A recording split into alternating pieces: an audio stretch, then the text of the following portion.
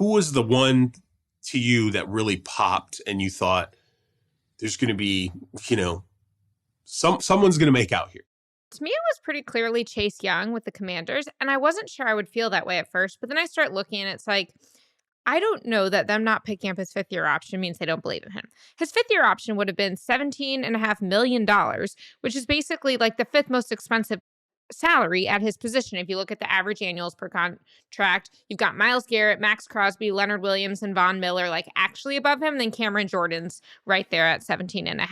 So I think they're like, well, he's had injuries in the past and we just agreed to pay Daron Payne this money. Maybe we shouldn't guarantee him this money that we're going to be on the hook for, injury or not, and let's go motivate him. But I think that to me, when I considered most likely to rebound, I considered one, why did they end up in this place? Like, what has been their issue in the past? For him, knee injury, which as we always talk about, year 2 after a knee injury rather than year 1 is better. Number 2, what are the pieces what pieces do they have around them? Because if you're playing for a team like the Cardinals that might not have the talent right now, they might not have the motivation to like go all out winning and getting the talent around you, it's going to be harder than if you're playing on a line with Jonathan Allen and Daron Payne right beside you. So I think that's really helpful. I think what's interesting to me is then it becomes okay, what happens if he does rebound?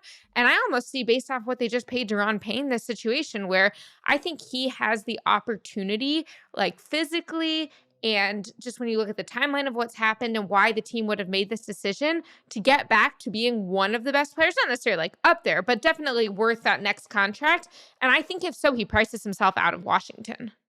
Maybe they just put the franchise tag on him at that point and try to, figure it out. It would really depend on what his season looks like. But, you mentioned Jonathan Allen, Daron Payne. I think that factors into the situation. You paid both of those guys huge contracts.